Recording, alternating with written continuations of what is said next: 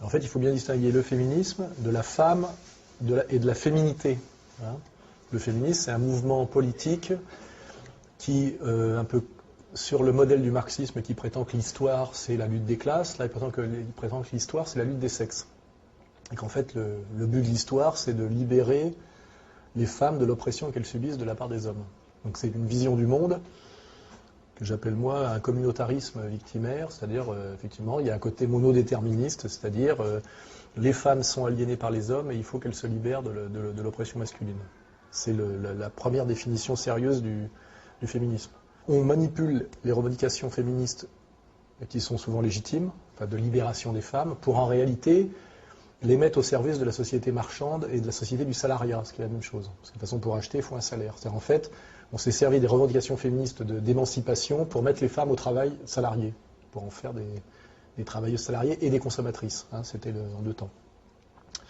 Et d'ailleurs, ça a commencé aux États-Unis avec ça s'appelle la théorie de la nouvelle femme, qui consiste en fait, à sortir la femme du foyer, qui est un rôle non marchand, hein, sans pouvoir d'achat direct, et de la culpabiliser et en même temps de lui faire prendre conscience ou de forcer sa conscience pour qu'elle pense qu'être femme au foyer, mère de famille, épouse, c'est une aliénation, une souffrance, une humiliation, et finalement de la faire passer de la sphère d'influence de son mari à la sphère d'influence du patron, ce qui est assez ambigu, puisque finalement on se rend compte à l'arrivée que finalement la femme se retrouve, grâce au combat féministe, avec une double aliénation qui est de subir à la fois le mari et le patron. Hein, c'est-à-dire ce qu'on appelle la double journée, c'est-à-dire d'être à la fois mère et mère au foyer et en même temps travailleuse salariée, et que ça a souvent, surtout dans les classes populaires, aggravé sa situation au quotidien et que ça l'a améliorée. Voilà. Ce qui amène d'ailleurs à un autre constat, c'est-à-dire que finalement le féminisme ne transcende pas les rapports de classe, parce qu'en réalité l'intérêt de l'émancipation féministe a souvent été l'intérêt des bourgeoises, des femmes de la bourgeoisie, et elles l'ont rarement identifié comme telle. En réalité, les trois quarts des combattantes féministes sont des bourgeoises, qui en fait effectivement essayent de s'émanciper de leur rôle de femme au foyer ou de femme entretenue ou de mère de famille, pour aller vers la société civile qui est pour elle un plus, parce que ça consiste à avoir des métiers intéressants. On le voit, elle peut être avocate, chercheuse, libraire, etc.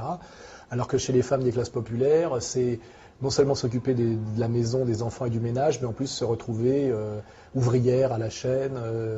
Et ce qui est assez intéressant, c'est que du côté des classes populaires, en fait, l'émancipation des femmes passe plutôt par échapper à l'impératif de production et au salariat, pour pouvoir limite devenir femme entretenue ou femme au foyer, ce qui est un luxe et une aspiration pour les femmes des couches populaires, c'est échapper à l'impératif de production du travail, alors que dans la bourgeoisie, c'est échapper à l'ennui de la maîtresse de maison de la bourgeoisie pour accéder à une vie sociale plus intéressante dans des métiers intéressants. Ce qui veut dire qu'il y a une opposition en termes de classe entre à quoi aspire la bourgeoise en termes d'émancipation et ce à quoi aspire la femme des couches populaires. Et le féminisme a rarement identifié cette contradiction. Et il est assez facile de voir que la plupart des leaders féministes sont en général des femmes de la bourgeoisie. C'est-à-dire ça correspond à la sensibilité de la bourgeoise de gauche. Donc ça, c'est le travail que j'ai fait, qui à mon avis n'est pas contestable et pas critiquable, mais qui a été beaucoup critiqué d'ailleurs en termes de procès d'intention, machisme, mépris des femmes, etc. C'est possible pour une femme de travailler dans la société du salariat si quelqu'un s'occupe de ses enfants en bas âge, par exemple, ce qui veut dire que souvent, ce qu'on oublie, c'est que derrière la femme émancipée et féministe, il y a une autre femme qui a une double aliénation, elle, qui est la femme de ménage, par exemple, ou la babysitter, qui, elle, s'occupe et des enfants de la bourgeoise émancipée et de ses propres enfants. Donc c'est qu'en fait, l'émancipation des femmes se fait souvent de façon non dite sur le dos d'autres femmes qui, elles, subissent une double aliénation. Parce que le problème d'à la fois d'accoucher d'enfants, d'élever des petits-enfants et de travailler, c'est que ça multiplie le temps de travail et que les journées ne sont pas extensibles et qu'il n'y a pas d'ubiquité chez les femmes, pas plus que chez les hommes. Donc, à un moment donné, comment fait-on ? Qu'est-ce qu'on fait de ces enfants en bas âge quand on est obligé de travailler 8 heures par jour ? C'est la question qui est posée. Alors, il y a des femmes qui ont les moyens de payer une babysitter pour aller travailler, ce qui veut dire qu'il faut que leur salaire soit plus élevé que ce que coûte la babysitter. Mais pour les femmes des couches populaires, une femme qui s'occuperait de leurs enfants pendant qu'elle travaille leur coûterait plus cher que ce qu'elle travaille en tant que salariée. Donc, ce n'est pas un choix libre, c'est une question déjà de position de classe. Et ça réduit souvent à la fin notamment dans les classes populaires, à la double journée. Parce qu'en réalité, aujourd'hui, le droit au travail est une escroquerie, c'est l'obligation de travailler. C'est-à-dire que pratiquement plus aucun couple aujourd'hui ne peut vivre sur un seul salaire. Et dans les couches populaires, ce qui prouve d'ailleurs qu'il y a une régression sociale, il faut dans les familles d'ouvriers ou de petits cols blancs, 2 salaires pour faire vivre une famille, un foyer. Il faut 2 salaires. C'est-à-dire qu'une femme arrête de travailler aujourd'hui, c'est un luxe dans les classes populaires. En réalité, elle est obligée de travailler. Donc les féministes nous présentent comme un acquis de haute lutte le fait d'avoir le droit de travailler, et dans le travail salarié, alors qu'en réalité c'est une obligation. Un, c'est une obligation, et 2, c'est ce que désire le système marchand, car en fait, le système marchand qui veut étendre le marché toujours plus a intérêt à étendre le salariat et le pouvoir d'achat, la capacité de consommer.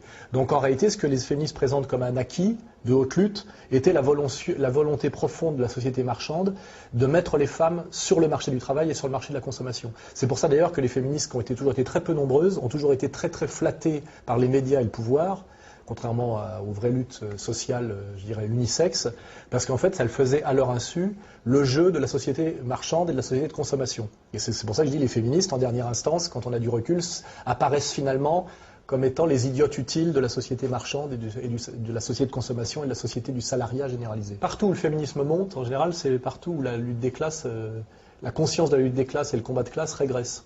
Et c'est là où le féminisme est assez ambigu, c'est que plus la société se boboise et plus elle se libéralise et plus elle devient bourgeoise et plus les écarts notamment de richesse s'aggravent, plus les féministes sont présentes et plus on leur donne le pouvoir.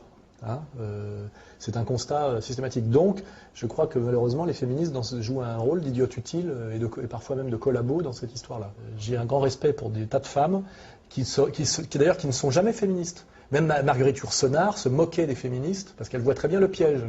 Les femmes d'une intelligence supérieure et qui ont conscience de leur être et qui veulent être, qui se battent pour leur liberté, ont toujours pointé du doigt le mensonge, la naïveté, la bêtise du combat féministe strict. Et même certaines héroïnes féministes comme Madame Halimi a écrit un bouquin sur le tard, là, où elle avoue en gros qu'elle a fait tout ça pour faire chier son père et que c'est finalement une histoire oedipienne et bourgeoise. Et souvent le féminisme se réduit à un règlement de compte oedipien et bourgeois, et l'exemple le plus flagrant étant Simone de Beauvoir. Simone de Beauvoir, c'est la preuve que le féminisme, c'est de la merde, intégralement. Sa relation à sa famille, sa relation à Sartre, sa relation à la gauche, sa relation aux hommes, c'est d'une naïveté qui n'a d'égal que finalement c'est mesquin, méchant et malhonnête. Et j'aimerais bien que les gens qui s'intéressent à la question aient l'honnêteté de faire une étude a posteriori de qu'est-ce que représente Simone de Beauvoir, sur le plan d'ailleurs de la production philosophique, sur le plan de l'engagement politique, sur le plan de l'ambiguïté mondaine, c'est pas reluisant. Je préfère encore penser à Louise Michel.